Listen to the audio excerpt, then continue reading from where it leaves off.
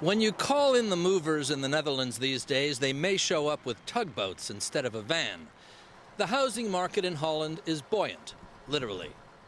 The Dutch, half of whose country lies below sea level, have been fighting off the water for centuries, building their massive sea defenses higher and higher. But with the prospect of sea levels rising even more, they're taking a new tack. Instead of worrying that their homes will be swamped by the water, they're building homes designed to float on it. Big homes. Developers like Mark van Omen offer open-plan living areas. Rooftop dens leading onto wide decks. This is the third floor. The third floor. And leading it onto this pretty spectacular deck area. Bedrooms, like everything else, with water views. But it's not just the lifestyle that's appealing. This sort of home, built in factories, essentially on a big shoebox-shaped floating concrete box, can be placed in areas that are out of bounds to regular housing because of the flood risk. There's a change within the last couple of years in Holland, quite drastic. Before, as you said, is fighting the water.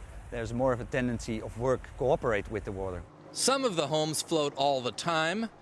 Others normally sit on the ground, but are built on platforms that will float up when the water comes.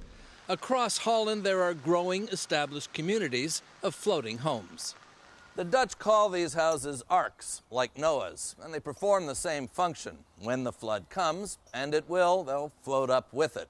After centuries of trying to fight off the sea, the Dutch are finally learning to go with the flow. It's not only smart, it pays. The houses, like the Vissers canal-side model, and the land it's moored on, cost what a comparable land-based home costs. And the values have, like the waters, been rising. Not only that, what began as an environmental necessity has become chic.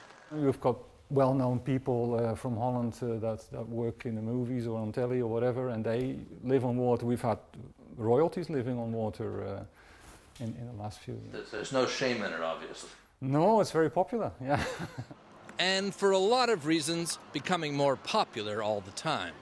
Mark Phillips, CBS News, Amsterdam.